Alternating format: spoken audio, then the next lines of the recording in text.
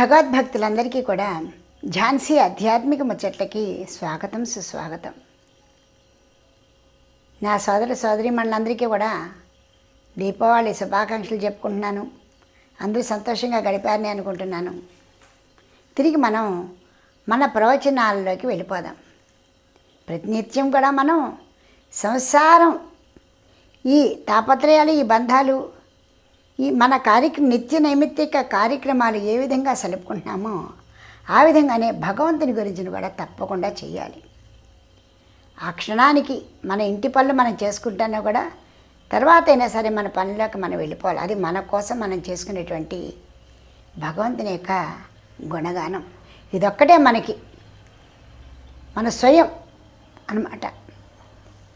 కాబట్టి తిరిగి మనం నారాయణ భట్టతిరి మనందరికీ ఏమని ఉపదేశం చేస్తున్నారు అది మళ్ళీ తిరిగి విందాం.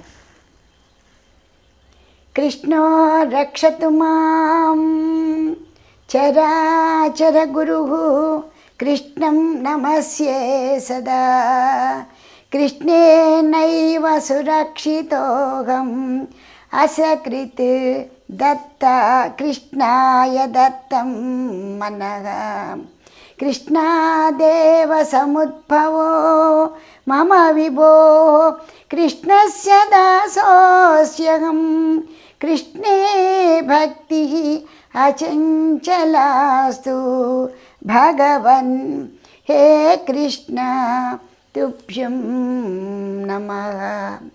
గురువాయూపురాధీశం విష్ణుం నారాయణం హరిం వాసుదేవం జగన్నాథం కృష్ణం వందే జగద్గురుం. కృష్ణం వందే జగద్గురు. ప్రపంచానికే గురువు ఆయన. ఇంకా మళ్ళీ అందులో అనుకునేది ఏమీ లేదు. అంటే మనని సర్వకాల సర్వావస్థలందు రక్షించేది ఆ నారాయణ రూపమే, ఆ భగవంతుని యొక్క స్వరూపమే అని మనకి స్పష్టంగా అర్థమవుతూనే ఉంది. అయితే శ్రీమన్నారాయణీయంలో నారాయణ భట్టతిరి ఏమని వేడుకుంటున్నాడో చూద్దాం. ఇంతకుముందు సంచికలో కూడా ఆయన నీకోసం తప్పిస్తున్నాను, ఒంటరిగా ఉండాలి అనుకుంటున్నాను, నాకు శారీరక బాధ వల్ల ఏ పని కూడా సరిగ్గా చేయలేకపోతున్నాను, మనసుని నిగ్రహంతో ఉంచుకోలేకపోతున్నాను, నన్ను రక్షించిన ఆయన అంటూ పరిపరి విధాలు ఆయన ప్రార్థన చేశారు. ఇప్పుడు ఏం చేస్తున్నారో చూద్దాం. భవద్భక్తి స్ఫీతా భవతు మమ సైవ ప్రశమయేత్ అశేషక్లేశౌఘం న ఖలు హృది సందేహకణికా న చేద్వ్యాసస్యోక్తిస్తవ చ వచనం నైకమవచో భవేన్మిథ్యారధ్యా పురుషవచన ప్రాయమఖిలం న చేద్వ్యాసస్యోక్తిస్తవ చ వచనం నైకమవచో భవేన్మిథ్యా రథ్యా పురుషవచన ప్రాయమఖిలం. ఆయన ఈ శ్లోకం, ఇది 3వ దశకంలో 5వ శ్లోకం అండి. ఈ 3వ లైను 4వ లైను 2 సార్లు ఎందుకు చదివానంటే, ఆయన పాపం ఆయన శారీరక బాధ గురించి బాధపడుతూనే మహానుభావ సాక్షాత్తు విష్ణు స్వరూపం లాంటి వ్యాస భగవానులు కూడా చెప్పారు కదా, వేదాలు చెప్పాయి కదా, అసలు అవన్నీ అందరూ ఎందుకు నీవే స్వయంగా చెప్పావు కదా, నీవే శరణని, నిన్నే శరణి వచ్చిన వారందరినీ కూడా రక్షిస్తానని చెప్పావు కదా, ఆ మాట అబద్ధం కాదు కదా నాయన అంటూ ఆయన, ఒకవేళ అది అబద్ధమైంటే సామాన్య మానవులు, కొంచెం మూర్ఖజనులు ఏ విధంగా మాట్లాడుకున్నారో ఆ విధమైన మాటల్లాగా అవ్వటం జరగదు కదా, నాకు నమ్మకం ఉంది అంటే ఆయన చెబుతూ ఇక్కడ భవద్భక్తి, ఎప్పుడో చూడండి, భవద్భక్తి నీ మీద భక్తి, స్ఫీతా భవతు వృద్ధి చెందుతున్నప్పటి నుంచి, వృద్ధి పొందుతున్నంతసేపు కూడా మమ నా నా యొక్క భక్తి నీపై వృద్ధి పొందుతున్నంతసేపు కూడా శైవ ప్రశమయేత్ అన్నీ శమించిపోతూ ఉంటాయి. నాకు ఆ నమ్మకం ఉందయ్యా. ఏంటవి?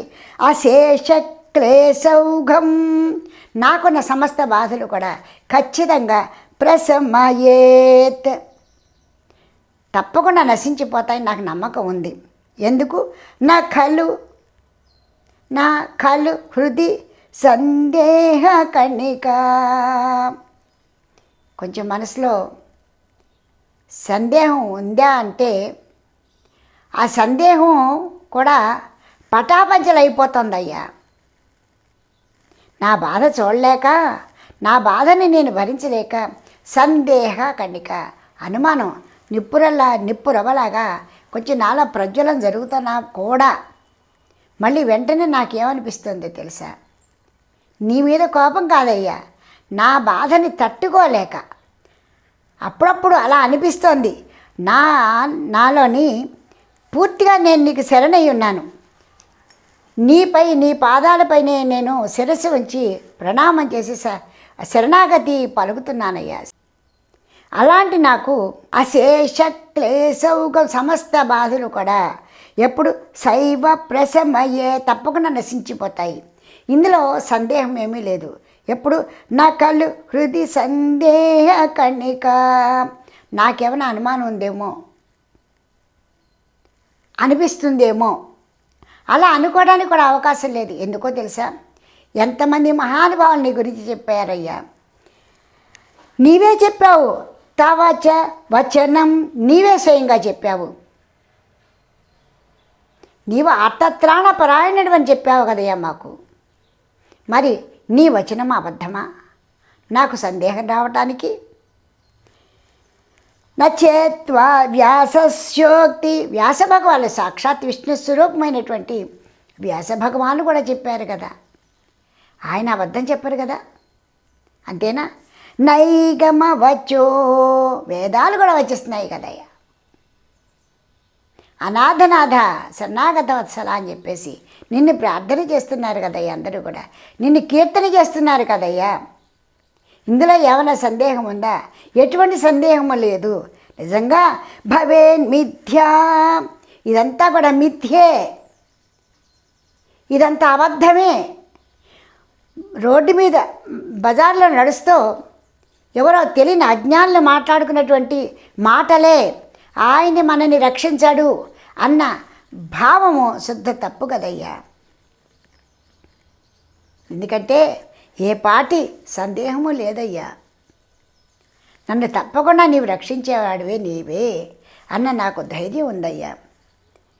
భవద్భక్తి స్పీతా భవతు మమ శైవ ప్రశమయేత్ అశేష క్లేశౌఘం న ఖలు హృది సందేహ కణిక నచేద్వ్యాసస్యోక్తి తవ చ వచనం నైగమవచో భవేన్మిథ్యారథ్యా పురుషవచన ప్రాయమఖిలం. హే మహానుభావ, ఎవరో రోడ్డు మీద పోతా మూర్ఖంగా మాట్లాడుకున్నారే,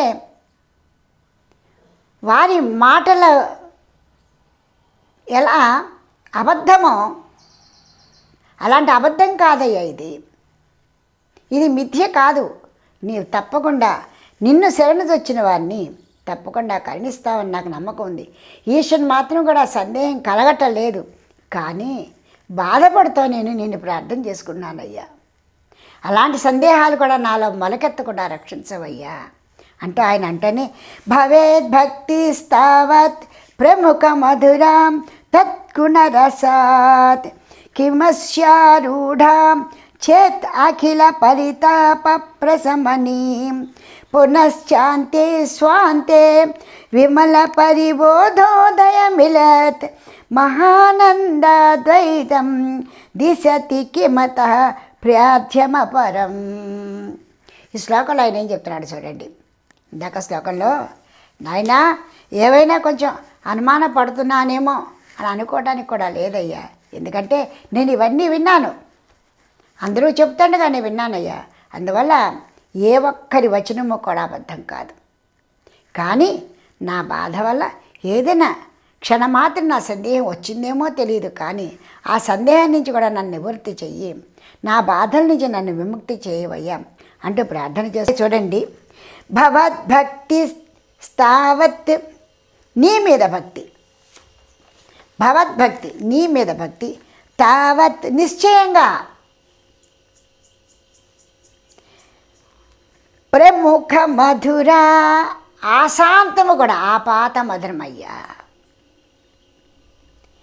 ఇప్పుడు నేను చూస్తున్నప్పుడు ఎంత ఆనందంగా ఉన్నామో ఆ ఆనంద పరవశంలో మునిగి తేలియాడుతూ ఉంటామే, కానీ అయ్యో మధురత తగ్గిందేమో అన్న భావన కూడా మాకు రాదయ్యా. ప్రముఖ మధుర తద్గుణ రసాత్, ఎప్పుడో తెలుసా? తద్గుణ రసాత్, నీ గుణగానాన్ని చేస్తూ, నీ రూపలావణ్యాలను చూస్తూ, నీ మధురమైనటువంటి దరహాసాన్ని చూస్తూ నేను పరవశించిపోతూ ఉంటే నా మనస్సు ఆ శాంతము కూడా ఆ మాధుర్యాన్ని అనుభవిస్తూ ఉందయ్యా. మహామధురమైనటువంటి మాధుర్యాన్ని అనుభవిస్తూ ఉంది. అది ఎలా ఉందో తెలుసా? కిమస్యారూఢా, పెరుగుతుంది, ఉన్న కొద్దీ మాధుర్యం పెరిగిపోతుందయ్యా. ఇంకా నాకు మక్కువ పెరిగిపోతుందయ్యా. నిన్ను చూడగానే, నీ గుణగానాన్ని వినగానే, నీ యొక్క గొప్పదనాన్ని వినగానే నాకు ఉన్న కొద్దీ పెరిగిపోతుందయ్యా. ఆ పాత మధురం లాంటి నీ గుణగానాన్ని వింటూ పరవశించిపోతున్నానయ్యా నేను. ఇంకా నాకు సందేహం ఎక్కడదయ్యా. చేత్ అఖిల పరితాపశమని, చేత్ అఖిల పరితాప ప్రశమని. ఆ విధంగా నేను ఆనందపడుతూ ఉన్నప్పుడు చేత్ అఖిల పరితాప, సమస్త బాధలు కూడా నశించిపోతున్నాయి కదా. అసలు నా బాధలే నాకు గుర్తులేవు కదా. ఈ ఆనందంలో నా బాధలన్నీ కూడా కరిగిపోతున్నాయ్యా. ఇందాకనే చెప్పాడు, శైవ ప్రశమయేత్ అశేష క్లేశౌఘం, అన్ని క్లేశాలు కూడా వెళ్ళిపోతున్నాయి. నేను ధ్యానం చేసుకుంటూ నీ భక్తి పారవశ్యంలో నేను మునిగిపోతూ ఉండగా నాకున్నటువంటి సమస్త రోగాలు చేత్ అఖిల పరితాప ప్రశమని,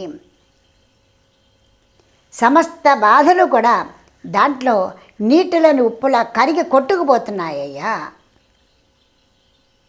ఇంకా నాకు సందేహం ఏమిటి? కాకపోతే బాధతో ఒకవేళ నేనేమైనా దిగజారిపోతున్నానేమో అని భయంగా ఉందయ్యా. అంతకంటే ఏమీ లేదయ్యా. పునశ్చాంతే స్వాంతే, పునశ్చ అంతే స్వాంతే, విమల పరిబోధోదయమిలత్. చూడండి, నాకు మహాస్వాంతంగా ఉంది. మనసు చాలా ప్రశాంతంగా ఉంది. ఎప్పుడో తెలుసా? అఖిల పరితాప ప్రశమని, అఖిల పరితాప ప్రశమని.